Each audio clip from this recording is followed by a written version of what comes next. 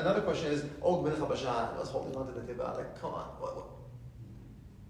That's a lot harder for me to rationalize. Yeah, okay, so the Midrash is that Og, remember Og, the giant, that he survived the flood. Yeah. You've heard of this? He was outside the teva. Right, that he came to Noah, and it was like the end was clear, and he jumped onto the ark, and he said, let me just like hold on, and I'll be your servant forever, for you and for all your descendants forever. And so the Midrash says that's how he survived, that Og also survived the flood. But the Torah says that's it. When the flood is Noah and his 3 sons and their wives were the why is this Midrash necessary? I don't know. Because the Torah says that when they came to Israel, they saw Anakim. It talks about Anakim. It talks about giants. So what? So where do the giants come from? If you're saying that the flood wiped out all the giants, then where do the giants come from? So the Midrash solves that problem by saying, well, Og survived, and that's why there were more giants, giant offspring. Okay. So Og survived. Mated with humans again, and produced new giants. That's why they could see giants again. Hence the necessity of that Midrash. So Og himself, we know that Og himself was there. Moshe battled him, and the Israelites killed Og. So where did he come from? I don't know. Like, why do we have a giant after the flood? We shouldn't. So that means that he must have survived the flood. There must have been some giant that survived the flood. So Hashem is like, what's going on here? Hashem is giving us a Torah. The Torah explicitly states. Yeah, but the Torah is not just the written Torah, right? We have to accept both what's written and what's oral. So the written Torah says that, but then there's also an oral tradition that adds to that. That completely contradicts it. Not completely, but it adds. It adds a footnote. It adds a footnote. So yeah, that's the story with Og. You don't have to dig too much. So Og was a grandson of Shem Hazai, one of the fallen angels that we spoke about last time. That's why they were giants as well. That's where he came from. And then he was supposed to serve Noah all the way down through Abraham. And then he also circumcised himself with Abraham. He was circumcised. He was the one where it says that Hapalit, the refugee that told Abraham that Lot, in this week's Parsha, that Lot was abducted by the king in the War of the Kings. Lot was abducted. Remember this? And Abraham went to save him. And it says that Hapalit, a refugee, came from battle and told Abraham. So we identify that person as Og because he was Abraham's servant. And when Abraham circumcised himself and his whole household, Og was also circumcised. And then perhaps in that sense, he won his freedom and he was no longer a slave or a servant to Abraham. And then he went off on his own and became this great and mighty king. And then all these hundreds of years later, he's still alive. He's this giant. And then Moshe comes back, and then the Israelites battle Og and his people in Bashan, in this land that they conquered. And Moshe was actually able to beat him. And Moshe, it says the Midrash again, speaks about how that Moshe was scared to face off against him. And everybody say, why was he scared? And Moshe knew that he was circumcised, so he has some merit. So he was worried. Plus, he's a giant.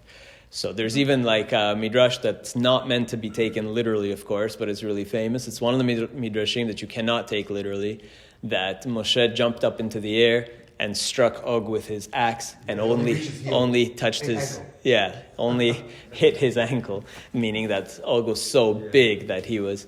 that's not meant to be taken literally, because literally the Torah tells us how big his bed was. It says that they saw Og's bed and it was 9 cubits or whatever it is. So he wasn't actually that big, but there is such a midrash. It's important to mention because we're not supposed to read these midrashim literally. But maybe the 9 cubits or whatever, it was for his head only. The rest of the body... A bed just for his head? Or just a pillow? Are we interpreting everything at a shot level? Okay, so they say that Abraham had 10 tests, right? Yeah. Can you talk about the tests? Yeah, we can. So he had 10 tests. The list of tests is not necessarily... There's different lists of tests, and the order of the lists... I actually wrote an article about it once, looking at all the different lists and kind of seeing how they parallel to each other. Okay, so he had a test where he was, first of all, he was growing up among idol worshippers. His father had an idol superstore that he had to deal with. And so he had to deal with that. And then he had the test that he was actually imprisoned. He was in jail for 10 years. That the king, who we identify as Nimrod, the king, imprisoned him for a certain number of years, perhaps 10 years. And so that was a test. And then at the end of that imprisonment, he threw him in the pit of fire. And then that was a test, and he passed that test because he willingly jumped into the flames to avoid worshiping an idol. And then he was told to go to Israel, Lech Lecha, Stealing and his son. then, The stealing of his wife. Yeah, hold on. First, when he came to Israel, there was a famine. So then he had to deal with the famine. Then he had to go down to Egypt. Then Sarah was abducted. That was the next test. Then he came back to Israel. He had the War of the Kings, which is the abduction of Lot. So that he had to deal with that, and he had to battle these kings. And then he had the childlessness, the fact that he had to deal with infertility. And then that he had to banish. I have a question on that. Yeah. If he was infertility and he couldn't have kids, how come he had With a Sarah war specifically. With Hagar? Yeah, he could. Not that he was infertile, that Sarah was infertile, so he couldn't have he kids. wasn't. He was fine. But yeah, you're right. They do say that that Avram himself, when he was Avram, saw in the stars that he's not destined to have kids. It doesn't necessarily say that he saw that he's infertile. It just says that he saw that he's not destined to have kids. Because he's married to Sarai. Perhaps because he's married to somebody who's not fertile, or who's barren.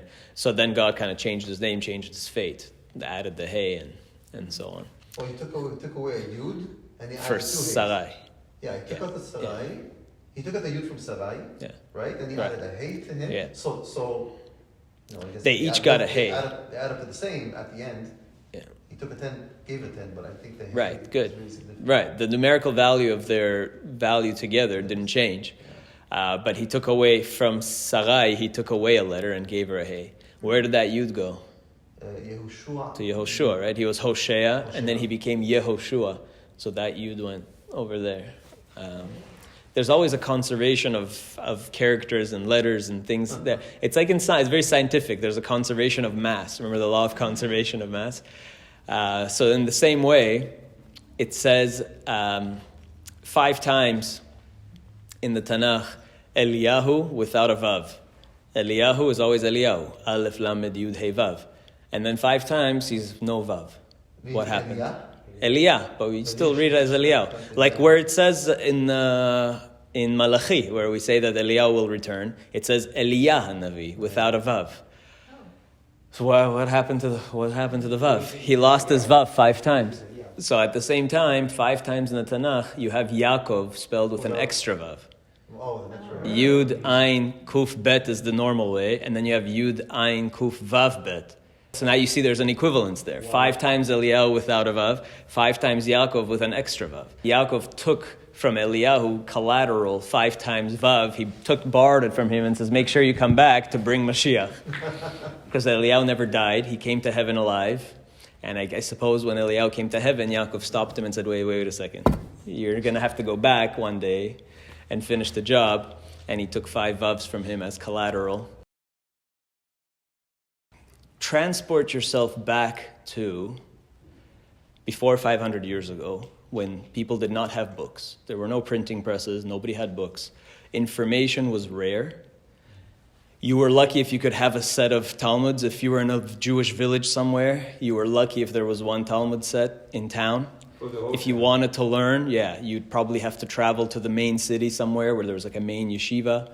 But if you were like a typical Jewish villager, you probably had a shul with like one Torah scroll. These things were super expensive. Everything had to be done by hand. So books were extremely rare. And that's why learning... There were no books because the printing press can... Yeah, there was no books. And in general, scrolls, manuscripts were extremely, extremely rare. So the average Jew didn't even have really an ability to learn daily, and everything was oral and so on. And that's also why we still we have a Chazarat Tashatz, right? Like, why do we have to do the Amidah and then hear it again? Because today it seems like it's superfluous. We all have a Sidur, we all read it. Why do we need to hear it again? Because back then they didn't have Sidurim, and people will just memorize the prayers by heart, and not everybody knew how to say it properly. So they made sure that there's one guy, the Shaliach Tzibur, who actually knows the prayers and can do them properly for everybody, and be Yotzeh everybody else who could just say Amen. So we still do it because of the tradition. There's a reason to do it anyways, even though we all know how to read now and we all have Sidurim, we still need to do it for various spiritual reasons. But the idea is just we forget that back then times were very different. So where am I going with this? In ancient times, Chokhmah was very valuable. So you have to understand the difference between Chokhmah, Binah, and Da'at, right? Chokhmah is just plain information. Chokhmah is just literally, the Zohar says Koachmah. It's knowing what things are. Koachmah, Chokhmah, if you rearrange the letters. Binah is Le'avin, it's to understand something. It's to go deeper. It's to build. It's the same root as a binyan. It's being able to build on the information, to connect things, to know bein ze leze. That's another root of the word. To be able to connect different pieces of information, to synthesize, to analyze. That's a much higher level. And then dat is actually applied knowledge. So we translate the words actually wrongly. We say Chokhmah is wisdom, but it's not. Chokhmah is just plain knowledge. Chokhmah is information. Yeah, Binah is understanding, and really the wisdom, is more in the Binah aspect and even the dat aspect, because the dat is being able to apply Chokhmah and Binah, making it real. And there's a big meditation on what that is, because dat in the Sfirot diagram, dat is the inverse of Keter. Keter is willpower, and dat is actually manifesting the will. It's the Keter brought to life. That's why it's always, dat is not a Sfira of its own. It's just an inner manifestation of Keter, of willpower. So when the will is realized and actualized and God's will is done, that's dat. Right? So it's actually being able to apply that knowledge into practical divine wisdom. So that's dat. And Chokhmah is just the beginning of the learning process. That's the whole notion of Chabad, is Chokhmah Binah Dat. That's where the name comes from. So it starts with Chokhmah, but it doesn't stop there. And then Binah, and then Dat. So back to the whole thing. Historically, Chokhmah was extremely valuable because it was so rare. People did not have information. The average person could not, if they had a question, it was almost impossible for them to answer it. It would be very difficult to find that information. So somebody who was a Talmid Chacham, somebody who was a Chacham who had absorbed a lot of information, was highly valued. Like, wow, you know things. Like, nobody knows stuff, right? You have facts. Like, basic facts was extremely, extremely valuable. And Binah was less important, because at the end of the day, we just need facts. Like, whether you actually understand them or not is secondary. You need to know that was first. Just know the laws, know the ideas, right? We don't care if you can explain it so well, right? Or if you know the Kabbalah behind it. That's not important. I just need to know that you know the laws and so on. Now, though, the world has changed in recent decades because we live in a world saturated with information. It's actually a prophecy. Yeshayahu said that this is going to happen, right? We read it in exactly, that the world will be flooded with knowledge like waters in the ocean. So it's a prophecy of the Messianic Age. So today, we all have a smartphone in our pockets, or most of us have one, and you can look up anything at any time. You have literally all of Torah. You open some app like Sefaria or one of these others, or whatever, and you have everything. You can look up any Zohar. You can find a translation in English. You can search it so that it makes things so easy. If you want to look for a key term, you just type that term and you see all the references to it. It's incredible. We have access to any information at any time. So the reality is that Chokhmah is cheap. What people really value today is Binah. There's all this information out there, but what's lacking is understanding. People don't understand the information. People can't connect information. People can't synthesize it. People can't apply it right. So Chokhmah is not enough.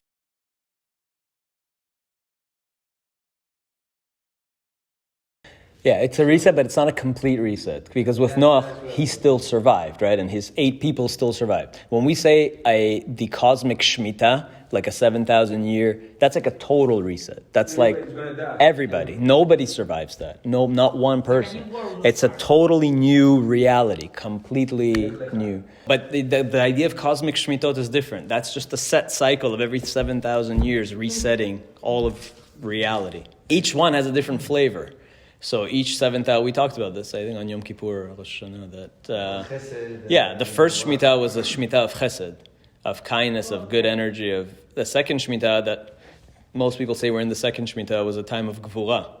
We're in a time of Din, which is why there's so much suffering in the world, which is why this 7,000-year period or 6,000-year period is full of war and suffering and floods and dispersions and death and violence and cancer and pandemics and not only that, because it's a time of Din, it's a time of Gvura, and even the Torah itself, in every Shemitah, the Torah reveals itself in a different quality. It's always the same Torah, but in a different energy. Perhaps some say it's the same letters rearranged.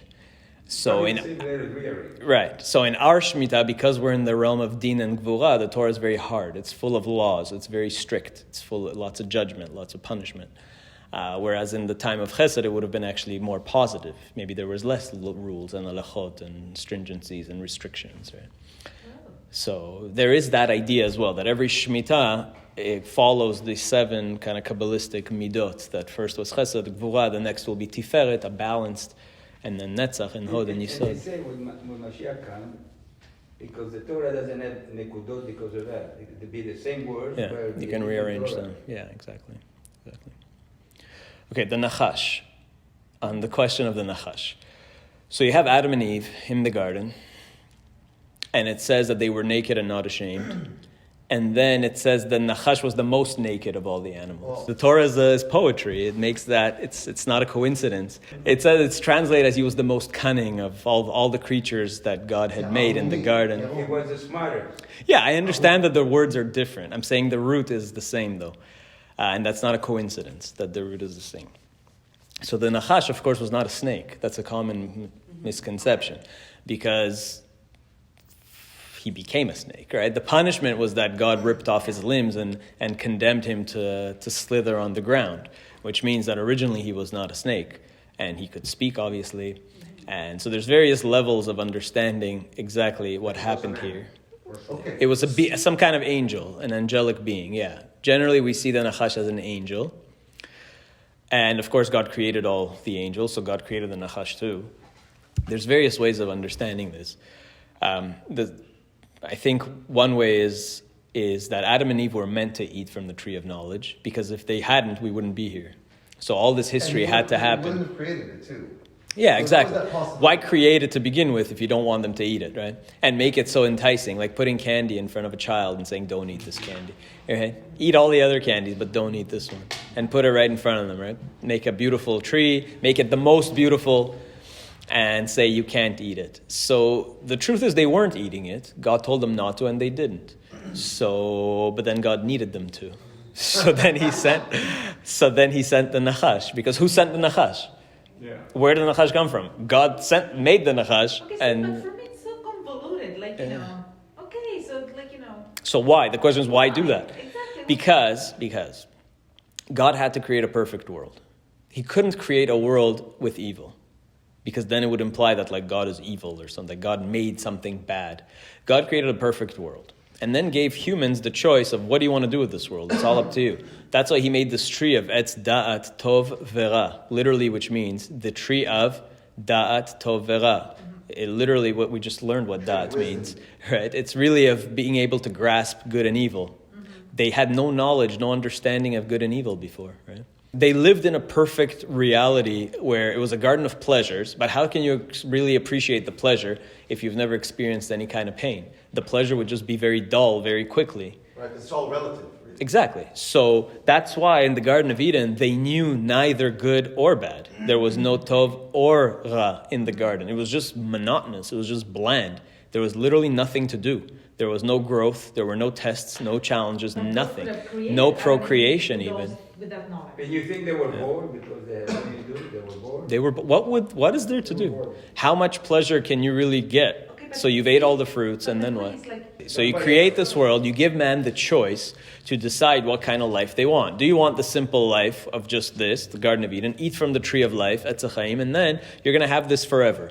Or eat from the tree of knowledge, then you'll bring death into the world, suffering, challenges, but you'll also How do they know that? He They did. don't know He that. said from the day that Suffering. yeah, he said, if you eat from this tree, you will mot mutun, you will die. You will bring death. One thing is to say you will die. Another Yeah. thing is to you will bring suffering and But everything how to could you everybody even else. have a concept? That's kind of implied, I think, between the lines. Because he tells them that this tree is called the tree of knowledge of good and evil, which implies, like, if you eat from this tree, you'll know good and evil and you'll die, which implies that they would bring death and evil into the They world. wouldn't have any understanding. They wouldn't know what it means. We assume that God created them, remember, in his image with his intellect. They weren't like these primitive cave people that didn't Apparently understand they were beings anything. of light, apparently. Yeah, they were also, we say they were beings of light. So they were on a high level. They could understand it. In fact, we say that God showed Adam, like all of human history. The Midrash says that God showed Adam, the Talmud says it as well, that God showed Adam from one end of the universe to the other end of the universe. He showed him all the possibilities. All the Yeah. suffering and all the And I guess he still chose. And he made still all the chose, animals yes. based on He their knowingly natures. chose. That's- Adam saw all of history that would happen if he consumed from the tree, and he did it anyways. The Christian view of this is that the Nachash is Satan, who's a fallen angel, who rebelled against God, right? But we reject that because nobody can really rebel against God. Nobody rebels. God is in full control. So God created the Nachash just like God created the Satan. And there's nothing to even discuss here. And we quoted before from Yeshayahu, the famous pasuk that we quoted all the time, that God says, Ani Hashem, that He is Yotzer Or, Uboreh Choshech, Oseh Shalom, Uboreh Ra. Right? That's the pasuk. Even though in our prayers, the sages changed it to Boreh et Hakol to make it a little more soft. But really the pasuk is Yotzer Or, Uboreh Choshech, Oseh Shalom, Boreh Ra. Ani Hashem, Oseh Kol Ele. I am God. Just in case you were doubting, what? God makes evil? God repeats and says, Ani Hashem oseh kol ele. I am God that does this. Don't think that some other being does these things. I am behind it all. I create evil also. So God created the Nachash as well. And the Satan, we also identify the Nachash with Satan, but the Satan is just God's prosecution. It's also the Malach HaMavet, no? Yeah, They say that the Yetzer Hara, the Malach HaMavet, the Satan, they're all one and the same. They're all the Nachash. So God had essentially made the Nachash, sent the Nachash to tempt them into this, and they did it, and it was meant to happen because otherwise we wouldn't be here right now having this discussion. But now we could appreciate good and evil. Now we can appreciate the reward in the Messianic Age, having experienced all this evil, and then we'll be able to properly have a Garden of Eden. Adam and Eve didn't actually get to properly experience Eden because they didn't know good and evil. It was not good for them. It was just bland. So they kind of had to consume of it. Our letters that we use, all right, are Babylonian letters. Well, the letters are Hebrew, but we use Aramaic style script. That's a famous debate in the Talmud. So the letters that we use to write the Torah, they're actually Assyrian font, the font. And the names of So the at that time, the whole Middle East used the same alphabet of 22 letters. The Phoenicians, the Babylonians, the Assyrians. Hebrew. Yeah, everybody used the same 22-letter alphabet. But ancient Hebrew's font is totally different. The letters look different. They have different shapes than what we know. The debate is the original Torah that Moses wrote. What was it written in? So the Talmud debates this. Some say it was written in the original ancient Hebrew font, and that only Ezra rewrote it in the Aramaic font because that's what people knew 2,500 years ago. The other opinion says, no. The Torah was originally written in the Aramaic font, in that Assyrian font. But because it was a holy font, nobody wanted to use it for day-to-day letters, and for day-to-day they used the ancient Hebrew like a cursive font. But the Torah itself would have always been written in that Ashuri script. And the way we have it today. And the Assyrians really just got it from us when they conquered the northern kingdom, whatever, they adopted our Torah font. So Ezra just restored it to the original. That's the debate. The debate is, did Ezra convert the original authentic Hebrew script into Assyrian, or was it always Assyrian? They got it from us. He just restored it to the original. So that's something we should know. I mean, that's right. So of course the Kabbalistic approach is, of course the Torah was the way we write it today. And the ancient Hebrew font that we find in archaeological things was the cursive common script, because they wanted to keep the Ashuri holy. And Ezra just restored it for whatever, because by then anyways the Arameans used it, so it didn't make sense not to use it also. So you know where I derive my sense of comfort from? Yeah. You know how it says, during the giving of the Torah, it says, Yeah. They see the sounds. Yeah. And then there was a study done by someone Right. who says that every sound makes an actual shape, and which is what gives you really the letter. Yeah, it's in Zamir Cohen's book, he talks about this, Right, in the Hameapach, in the Coming Revolution. And because everything's a vibration. So a vibration creates like an image, or maybe some sort of a mamash, something, right? So I don't know which it is. Yeah, you can visualize kind of like the wavelengths, whatever it is, and apparently every letter that you pronounce actually visually looks like its shape. Yeah. I actually had a friend a long time ago who's a music producer, and I gave him the book, The Coming Revolution. He said he tried it, and he said it worked. So for what it's worth, he said that it's really like that. There's a few ways to answer that. One is through resurrection. I mean, if you're telling me that Moshe will resurrect and Avram will resurrect, so then you'll just literally ask them, "Hey Moshe, did you fight Og and hit his ankle? Well, tell me what happened." Right? That's number one. And then you'll know exactly. You'll ask Eve, what was the Nachash? So that's if we're saying that there's a resurrection, that solves much of the problem. It was great. I enjoyed it. Yeah, probably. The other way is there is a scientific possibility of creating a machine that could see back in time. What? That you can't travel back in time, you can't actually move matter back in time, but you could bend light in such a way that you could see back in time. Wow. Because light is kind of timeless, right? Like at the speed of light, time stops if you plug it into the formula, the Lorentz transformation. So like light seems to be like this eternal kind of thing. So there is a possibility of actually creating a machine that could see back in time, but not go back in time. And usually science fiction becomes science fact, if you noticed. So I imagine this will eventually might happen. When you say see, it's like a movie? It's like Yeah, so you'd be able to kind of create a bubble into the past and see, go to a particular time and place in the past and see. Or it could just be that God shows you, that God shows you the movie of the past, like that God has been recording. Structurally, the earth, the crust will There's- not be able to support the weight. There's a way to interpret it even without water. Like that it wasn't even water. The flood doesn't necessarily have to be water. That could be metaphorical. The word Geshem only appears with the flood and never again. Like we think Geshem is rain. But who said that Geshem is rain? So you can be somehow the liquid. Yeah, the word Geshem only appears those 2 times in the whole Torah and never again. Like rain is never a Geshem. It means blood. Yeah, we think Geshem means rain, but in the Torah itself, does Geshem mean rain? It's usually matah, that's the word for rain, not Geshem. So could Geshem be something else? Yeah, Gashmi. Something physical, yeah. Gashmi literally means some material thing. Could it have been, I don't know, a nuclear wipeout? It's possible. Oh. It's possible. Yeah, it could have been any. It could have been a meteorite, it could have been nuclear. We did mention last time that there was sulfur involved, apparently. What happened in Sodom and Gomorrah, right? Yeah, also. Exactly. That was salt and sulfur and fire and whatever. That was probably a big meteorite or whatever.